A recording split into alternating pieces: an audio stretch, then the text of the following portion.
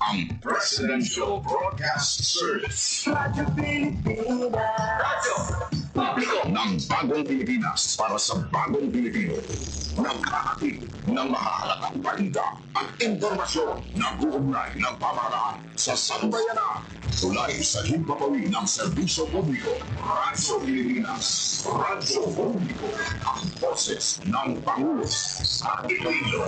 Radyo Pilipinas. 585 AM. Oras sa Radyo Pilipinas, 8:08 sa aga.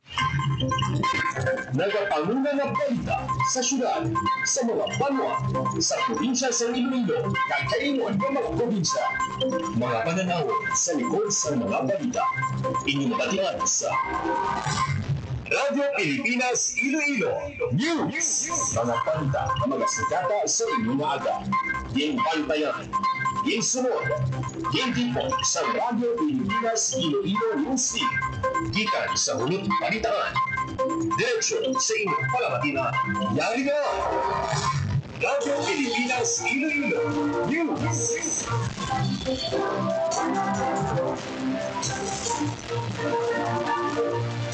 Mayong aga Pilipinas, good morning Western Visayas. Welcome sa Radyo Pilipinas News.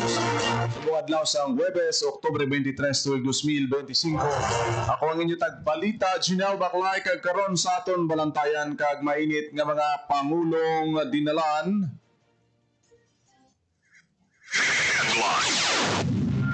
Probinsya sang Capiz ginpaydalom sa state of calamity bangod sa kahalitan sang pagbaha. Magnitude 2.2 nga linog na balag sa Banwa sang Miagao. RDRRMC Region 6 preparado na sa duha ka adlaw nga earthquake ug tsunami drill sa Western Visayas. Kahandaan kung may kalamidad kag emerhensya ginpasangkad pa sang OCD6 sa giniwat nga field assessment sa Capiz sa Daklan. Grand launching sa Iloilo Dinagyang Festival ginhiwat kahapon. Iloilo Province LGU nagpirma sang MOA para sa pagbaligya sa mas barato nga bugas sa mga Ilonggo. Nagbagong alkalde sa Banwa sang Zaraga nagsumpa na sa pwesto.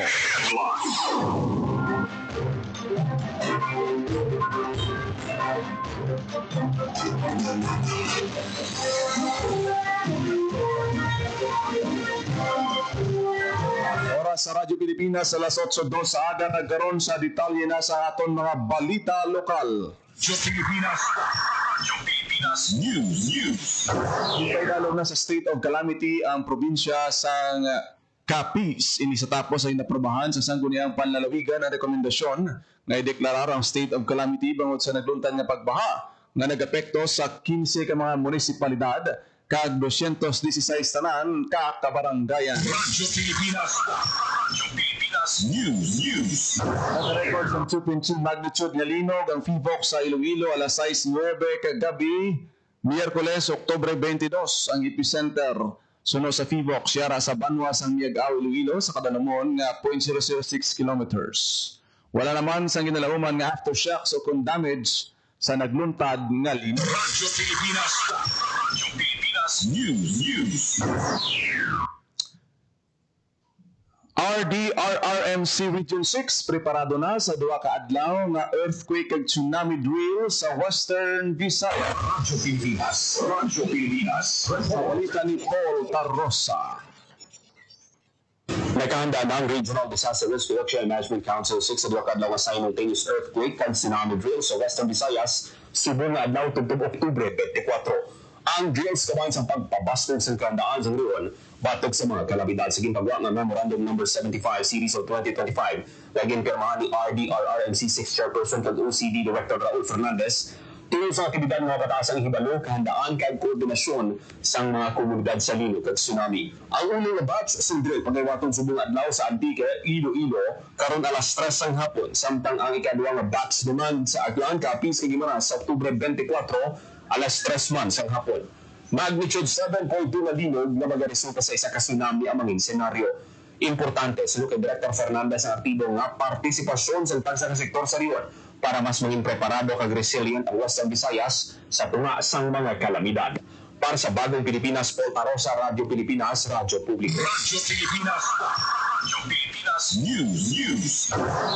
Nagpatigayon sa field assessment ang Office of the Civil Defense 6 sa mga banwa sa Panay, Pontevedra, Ibisan, kag Panitan sa probinsya sa Capiz bilang kabahin sa padayong response operation matapos ang epekto sa bagyong Ramil. Ginpanguna ni DRRM Chief Ray Gozon ang paglibot agad makita mismo kung ano kadako ang kalitan sa agrikultura kag infrastruktura. Kag para may evaluan ano ang dapat ng mga himuon nga plano o kung intervention para makabangon ng mga residente. Gintagaan ni Tolopango di Gozon ang importansya sa rapid damage and needs assessment bilang basihan sa mga desisyon kag aksyon sa gobyerno sa paghatag bulig. Magluwas sa probinsya sa Capiz, ginpadulungan man sa OCD6 ang lugar sa diin nagluntad ang multiple casualty incident sa Nabas, Aklan. Sa pagiwat sa field assessment, papasangkad kag maimproba ang koordinasyon sa lokal nga level kag mapabaskog man ang resiliency sa mga komunidad sa Western Visayas. Radyo Pilipinas. Radyo Pilipinas News. Nagpatigayon sa grand launching ang Iloilo City Government para sa naghilapit nga Iloilo Dinagyang Festival 2026. Sa SM City Iloilo, ginhiwat ang aktibidad sa pagpanguna sang Iloilo Festivals Foundation Incorporated. Gin-reveal naman ang tema sa selebrasyon kag ginpakilala ang 7 ka mga tribo nga nagpakigbahin sa tribes competition. Ginpahayag ni Joyce Ann Clavisillas, Executive Director sang IFFI, nga lauman sang pumuluyo ang mga turista ang madamo ka mga aktibidad sa nagkilapit ni Dinagyang kasubong sang religious events, food festival, Illumination Philippine Light Festival kasadyan sa Kabanwahanan kag iban pa nga mga aktibidad. Isa man nga ginakonsidera karon sang IFFI ang pagpakita sa dako nga venue para sa tribes competition para sa mas madamo pa makalantaw sa kasadyan sa Kabanwahanan kag Dinagyang Tribes Competition. Madamdaman nga naghiwat man sa labing una kahiginan ang IFFI sa national launching sa Dinagyang Festival sa nabigad nga Oktubre 19 sa Metro Manila. Tinutuyo sini nga ipakilala pagid ang festival sa mas madamo nga tawo labi na kag isa sa mga partisipante sa Aliwan Festival ang Iloilo Dinagyang. Radyo Pilipinas. Radyo Pilipinas News. Sa kagatos nga adlaw nga selebrasyon ginlunsar sang city government kaupod ang Festivals Foundation Incorporated o kon IFFI. Ang tema karon nga tuig amo ang bugay sang Ginoo bugal sang mga Ilonggo. Kaupod si Iloilo City Mayor sa Treñas sa launching sa Vice Mayor Lady Julie Grace Baronda, San Jose Pares Placer Priest Reverend Nelson Zerda, Iloilo Festivals Foundation President Angel De Leon, SM City Iloilo Assistant Mall Manager Rich Mark Trinidad, Iloilo Provincial Administrator Dr. Raul Banyas, kag mga city councilors. Nagpasakop sa ukon nga uman nga magapasakop sa Dinagyang Tribe Competition karon nga tuig sa open category. Amo ang Tribo Bulawanon sa Molo District, Tribo Ilonganon sa Landone Memorial National High School, Tribo Tagabaryo sa Barrio Obrero Lapus, Tribo Salugnon, Haro National High School, Tribo Ilayanon sa Graciano Lopez Haina Elementary School, Tribo Panay sa Fort San Pedro National High School ngin first runner-up sa nagbigad nga kompetisyon. Tribo Pagidait sa La Paz National High School nga amo ang defending champion.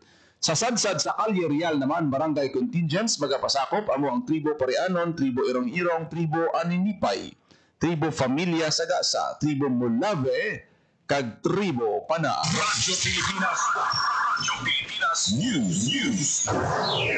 Nagpirma sa Memorandum of Agreement ang Iloilo Provincial Government pinaagi kay Governor Arthur Defensor Jr. kag mga local government units sa probinsya para sa pagpatuman sang sipag at tiyaga for more progress. Sa Bagong Pilipinas o konsiguradong pagkain tiyak na galing sa kalusugan, a convergence program of food and health security interventions for more progress Iloilo sa Bagong Pilipinas. Sunod sa gobernador katuyuan sa programa nga tapnaon ang gutom kag malnutrisyon sa probinsya sa Iloilo kag ipalapit ang barato nga bugas sa mga Ilonggo. Sa idalom sa kasultanan ng Iloilo Provincial Agriculture Office, maga-supply sang bugas sa mga LGU nga igabaligya naman sa 20 pesos per kilo sa mga target beneficiaries. Napagit sa MOA nga igabalidate sang IPG ang listahan sa mga beneficiaryo nga igasumite sa mga kabanwahanan, maga-coordinate sa schedule sang delivery kag mag-aatag sang resibo sa transaksyon. Sa piyak na bangin, ang LGU naman nagapanguna sa distribution, storage, kag pagbaligya sa bugas sa mga pumuluyo, kag mapasiguro nga ang mga undernourished nga mga pamilya makabaton sang tubtob 30 kilos nga bugas. Naibaluan nga saging pagwa nga datos sa National Nutrition Council Operating Timbang Plus. Masobra 11,000 ka kabataan edad 0 to 59 months sa Iloilo ang gintumod nga undernourished sang tuig 2024. Radyo Pilipinas. Radyo Pilipinas News. Nagpapanahog sa Executive Order No. 108 Series of 2025 si Iloilo City Mayor Raisa Treñez basihan sa mga lugar nga pwestuhan sa mga flower vendors sa syudad sa Iloilo kabahin sa nagailapit nga pagsaulog sang Piesta Minatay. Lakip sa gintumod nga mga lugar nga tahamtangan sang baligya sang Bulak. Amo ang sa distrito sang Arevalo, Yulo Drive sa tabok sang San Jose Barangay Hall, porsyon sang Osmeña Street sa distrito sa Molo, MH Del Pilar Street, sa distrito sa Mandurriao, Uñate Street sa tabok sang Civil Service Commission Office, sa kilid sang Plaza. City proper naman is North Street to corner Aldiger Street, De Leon Street. Sa distrito sa Haro, Rizal Street, halin Argelia Street, padorong sa Lady Supermart. Ginapanumdum naman ang mga vendor sa pagproseso sa mga permits, kasubong sa barangay clearance, community tax certificate, valid ID, special permit halin sa Special Services Division, kopya sang executive order kag anti-smoking signage gikan sa ICAS. Sa Oktubre 30 ug Nobyembre 2, natulana ang baligyan ay isang bulak sa nasambit nga mga areas. Radyo Pilipinas. Radyo Pilipinas News. Samtang sa iban pang balita, Iloilo City ginkinala bilang most business-friendly local government unit sang PCCI. Radyo Pilipinas. Radyo Pilipinas. Report. Sa detalye sang balita, ginikadan bilang most business-friendly local government unit ang syudad sa Iloilo sa Philippine Chamber of Commerce and Industry. Mismo sa Iloilo City Mayor Raisa Treñez sa nagmatong sang Pasilong Upod kay Ms. Velma Jean Lau, Local Economic Development and Investment Promotion Officer sa giniwag ng 51st Philippine Business Conference Awarding Ceremony sa SMX Convention Center, Pasay City sa Oktubre 21. Sa tuig 2023, ginkilala man sa PCCI nga most business-friendly local government unit ang Iloilo City Government. Patimaan lamang ini nga mayara sing mayo nga partnership ang lokal nga panguluhan sa private sector para sa ikaayos sa mga programa sa syudad, partikular sa pagsakdag sa good governance. Para sa Bagong Pilipinas, General Baclay, Radyo Pilipinas, Radyo Publiko. Radyo Pilipinas. Radyo Pilipinas News. Nagtupa na sa tubang ni Iloilo Governor Arthur Defensor Jr. si Sangguniang Bayan Member Jeffrey Balonglong Silveo bilang bagong alkalde sang Saraga, Iloilo. Si Silveo nagbulos kay Mayor Jofel Soldevilla nga na-dismiss ang ombudsman. Sa off-taking, ginapdan si Silveo sang iya nga mga utod. Sa piha kabahin, nagsumpa naman bilang bagong official alkalde sa Banwa si Attorney Lawrence John Sortigosa.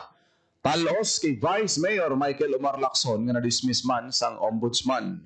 Si Silveo ang number 1 SB member, samtang number 2 SB naman sa eleksyon si Sortigosa. Radyo Pilipinas. Radyo Pilipinas News.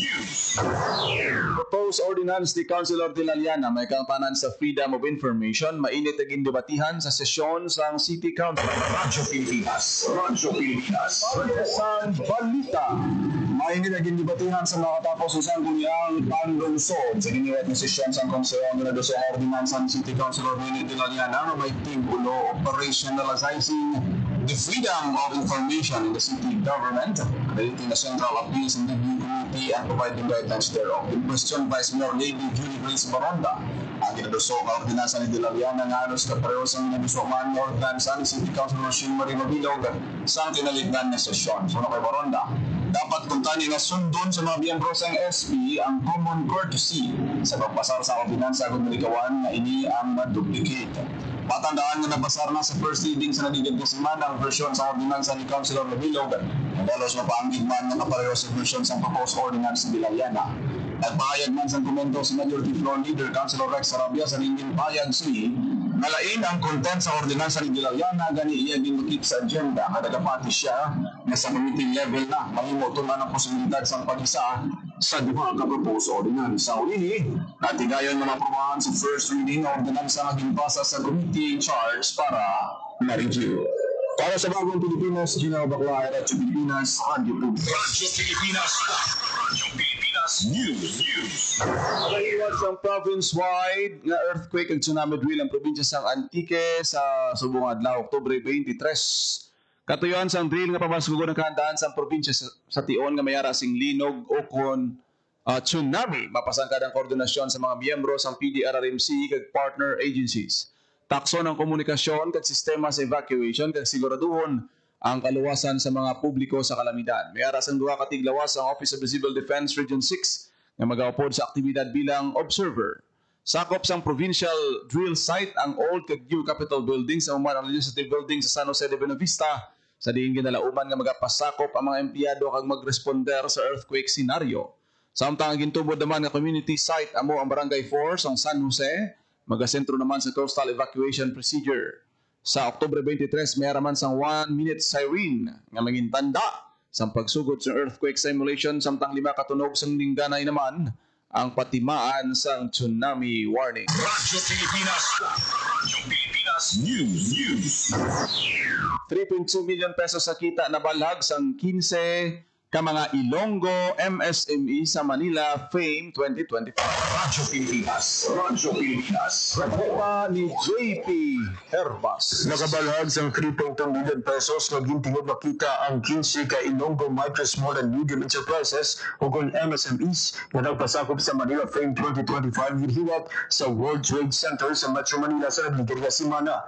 Ang 3.2 million pesos na sales ang ginakipan sa 1 million pesos na cash o retail sales, 1.5 million pesos na under negotiation, kagaping 0.6 million pesos na book sales. Ang delegasyon sa Iloilo ginalakipan sa 8 ka MSME gikan sa probinsya, kag 7 ka MSME gikan sa Iloilo City. Maglawas sa pagpatigayon sa partisipasyon sa mga Ilonggo MSME sa exhibit, ang DTI Iloilo nagbulig man sa product hauling kag nag-coordinate sa Design Center of the Philippines agud mapanami pa ang booth visual merchandising kag product development. Ginaangot man sa DTI Iloilo ang mga exhibitors gikan sa Iloilo City kag Migedsi sa isa ka local designer agud mapanari pa ang ilang product presentation. Para sa Bagong Pilipinas, JP Herbas, Radyo Pilipinas, Radyo Publiko. Radyo Pilipinas News. Mga pamaluhan sang Alimudjan magabulig sa mga biktima sang nagwaras nga pasyente sa Alyosan District Hospital. Radyo Pilipinas. Sa balita ni Paul Tarros. Nagbayag sa tandaan si Mayor Ayon Kenneth Alfeche sa Alimudyan nga buligan ng mga biktima sa nagwaras na pasyente sa Alyosan District Hospital. Sunod kay Mayor Alfeche, makahalanos mo tabo sa mga biktima sa rin isang patay kag-apat ang biktima sa naglinta ni insidente maghatag sa financial assistance ang banwa sa mga biktima. Magapakigangot ang banwa sa mga biktima agad makapalabot sa bulig. Magpalabot naman sa pagpatigulong ang banwa sa napatay na biktima ng residente sang Alimudyan. Para sa Bagong Pilipinas, Paul Tarosa, Radyo Pilipinas, Radyo Publiko. Radyo Pilipinas News. Bilang kabahin sa nagapadayon nga safety preparedness kag fire prevention initiatives ang opisina, ang Office of the Provincial Disaster Risk Reduction Management Office sa Antique nagpanagtag sang fire extinguishers sa nagkalain-lain nga ahensya sa gobyerno sa probinsya. Lakip sa mga nagbaton ang mga Philippine Coast Guard, Antique Provincial Police Office, Department of Education, Department of Labor and Employment, 62nd Community Defense Center kag University of Antique. Kada nasambit nga ahensya nagbaton sang duha ka fire extinguishers nga ginprocure sang OPDRRMO para sa tinutuyo nga pabaskugon pa ang emergency response sa kada institusyon sa Antique. Radyo Pilipinas News. Top 7 most wanted person sa Antique na dakpan sa banwa sang San Remigio. Radyo Pilipinas. Sa balita ni Paul Tarosa. Arestado sa kapulisan si alias Totek, top 7 most wanted person sa probinsya sa Antique sa sitio Igbere, Barangay Bugo, San Remigio, Antique. Ang suspect nagapangatumas ng kaso ng grave threats kag pagkupot sang illegal na armas. Ang pag-aresto sa suspect yung patigayan sa San Remigio Municipal Police Station kaupang ang 1st Antique Provincial Mobile Force Company kag Regional Intelligence Unit 6 Provincial Intelligence Team o kung RIU 6 PIT Antique. Ang suspect ay sa kustodiya sa San Remigio Municipal Police Station. Para sa Bagong Pilipinas, Paul Tarosa, Radyo Pilipinas, Radyo Publiko. Radyo Pilipinas News. Digital portal para sa mas mapos na pagpangita sa trabaho ginlunsar sa probinsya sang Guimaras. Radyo Pilipinas. Sa detalye sang balita. Bilang kabahin sa selebrasyon sa World Statistics Day 2025, inilunsa sa probinsya sa Guimaras ang Kabataan First Online Job Portal sa Kapitolyo Provincial sa Guimaras, isa ka milestone initiative sa idalom sa Kabataan First Agenda ni Governor Lucien Nava. Sugay Nava handog sa Kabataan First Agenda nga i-empower ang mga kabataan na may produktibo nga kabahin sa komunidad bangod silang gasdamlag sa probinsya sa Guimaras. Ang Kabataan First Online Job Portal magasabi nga digital portal na magakonekta sa mga nagapangita trabaho kag mga employer labi na gid ang mga pamatan-on nga Guimarasmon.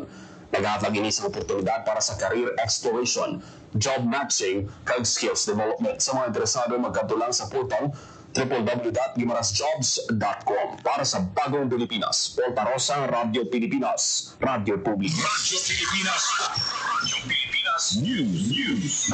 PCCI Iloilo Hall of Famer bilang Most Outstanding Local Chamber sa Pilipinas. Radyo Pilipinas, Radyo Pilipinas Report. Sa balita ni JP Herbas. Ginpadugan ang Philippine Chamber of Commerce and Industry Iloilo Chapter Incorporated kung PCCI Iloilo sa prestiyoso nga Hall of Fame Award makapos 3 ka beses nga ginilala bilang Most Outstanding Local Chamber of the Philippines sugod 2023 tubtob subong 2025. Ang paluhog nagkilala sa mga pagdiwasang PCCI Iloilo sa pagduso sa local economic development, innovation-driven programs, kag inclusive partnership hindi lang sa Iloilo kag Western Visayas. Ang award nagkilala man sa pagtiwas ang chamber sa pagpapag-on sa mga negosyo, turismo kag industriya. Ang Hall of Fame Award ginbaton ng PCCI Iloilo President Engineer Fulbert Wu, Chairman Felix Chu, kag Vice President Lloyd Dongor sa giniwag nga 51st Philippine Business Conference and Expo sa SMX Convention Center sa Pasay City. Para sa Bagong Pilipinas, JP Herbas, Radyo Pilipinas, Radyo Publiko. Radyo Pilipinas, Radyo Pilipinas News. 13.2 million pesos na balor sang isda kag fishing paraphernalia na kumpiska sa RATF IUUF Region 6. Radyo Pilipinas, Radyo Pilipinas Report. Sa balita ni JP Herbas. Nagdangat sa 13.2 million pesos na balor sang isda kag fishing paraphernalia ang kumpiska sa Regional Interagency Task Force Against Illegal and Reported and Unregulated Fishing o kon RIATF IUUF Region 6. Sandog sa Consolidated Reports of Task Force ang 577 ka Seaborne Patrol Operation na Minero tubtob Setyembre nagresulta sa pagkanakop sang 551 katawo kag 218 kasakayan, pagpasaka sang 32 ka kaso kag pagtipon sa masobra 322,000 pesos nga administrative penalties. Magluwas sa Seaborne Operation, 432 ka land-based enforcement activity ang ginpatuman sa task force na nagresulta naman sa pagkakumpiska sa masobra 4,000 ka kilo sa iligal na ginulik ng mga isda na nagabalor sa masobra 383,000 pesos kag iban pa nga paraphernalia na ginabangka nagbalor sa 12.9 milyones pesos. Ang task force kinabusan sa Philippine Coast Guard, District Western Visayas, PNP Regional Maritime Unit 6, PNP Regional Police Office 6, kag sa Department of Agriculture, Bureau of Fisheries and Aquatic Resources. Bilang pinuno sa task force, ginpasalamatan ni DAB 46 Regional Director Remy Apari ang tanan nga katapos sini sa ilapaday nga paghimakas para mapabilin ang responsable nga pagpangisda sa riyon. Subong nga nagilapit na ang pagsugod sa Visayan Cyclone Season, lubos ang pagpanghanda sa task force agud masiguro ang hugot nga pagsunod sa ipatuman nga fishing ban. Para sa Bagong Pilipinas, JP Herbas, Radyo Pilipinas, Radyo Publiko. Radyo Pilipinas, Radyo Pilipinas News. 178 million pesos na balor sa farm machineries ginpanagtag sang DA sa mga mahuma kag LGU sa Negros Occidental. Radyo Pilipinas, Radyo Pilipinas Sa detalye sang balita. Nagpalabot sang 178.5 million pesos na balor sang makinarya sa gumahan ang Department of Agriculture Philippine Center for Post-Harvest Development and Mechanization o kung DA permit sa 22 ka asosasyon sa manghuma kag mga lokal nga panguluhan sa Negros Occidental. Ini si dalom sa Rice Competitiveness Enhancement Fund Mechanization Program nga ginapatuman katuwang ang Office of the Provincial Agriculturist o OPA. Katuyuan si Dino Robas kung pamproduksyon sa kaumahan, mabuhinan ang gasto sa produksyon, kag mapangami ang overall competitiveness sa mga rice farmer. Sa iya mensahe, ginpasalamatan ni Negros Occidental Governor Bong Lacson ang DA Filmet sa madamo nga proyekto nga ilaging palabot sa mga mangunguma sa probinsya. Sa Rosia, ang ini nga mga suporta magapapag-un sa mga pagtiwa sa probinsya sa paglabot sa food security, rural development, kag mas manami nga prangawian sa mga mangunguma. Para sa Bagong Pilipinas, JP Harvas, Radyo Pilipinas, Radyo Publiko. Radyo Pilipinas. Radyo Pilipinas News. Oras sa Radyo Pilipinas, alas 8:25. Radyo Pilipinas. Radyo Pilipinas. Kagin nyo nabatian ang detalye sa mga nagapangunang balita sa pagpangalagad sa Radyo Pilipinas News sa buong adlaw sang Webes, Oktubre 23, tuwig 2025. Sa dugang pangabalita kag impormasyon, please share, follow kag like sa aton Facebook page, Radyo Pilipinas Iloilo kag Radyo Pilipinas Community Group. Salamat gid sa mga nagaupod sa aton siniya nga pagpangalagad sa diri sa Radyo Pilipinas sa Iloilo. Kita ay karon sa programa Iloilo Morning. Kada aga ako naging lamang inyo alagad ang inyo tagbalita. General Baclay, mayong aga Pilipinas. God bless Iloilo. Radyo Pilipinas. Radyo Publiko. Radyo Pilipinas. Inuwi na po natin ang zero balance billing. Libre po. Ibig sabihin, ang serbisyo sa basic accommodation sa ating mga DOH na ospital, wala nang babayaran ang pasyente. Po, ang dami pong challenge, hindi pa namin alam kung saan namin kukunin, gano'n, nag-iisip kung paano namin mababayaran. Siyempre po, masayang-masaya. Super saya po dahil zero billing po kami. Po, malaking, ano po talaga, malaking tulong po. Mabilis lang din po. Bayad na ang bill ninyo.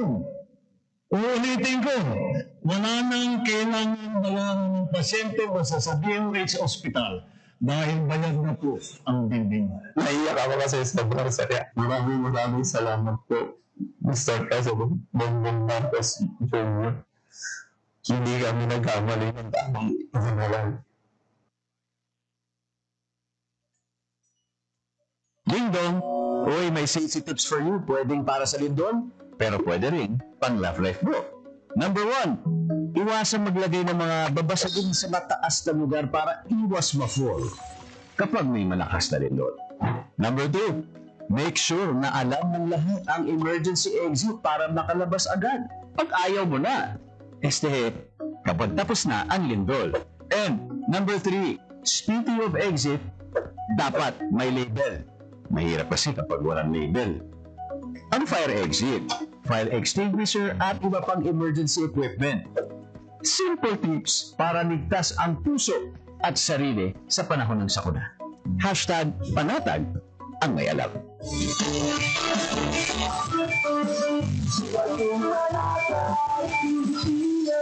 Radyo Pilipinas. Radyo Publiko. Radyo Pilipinas.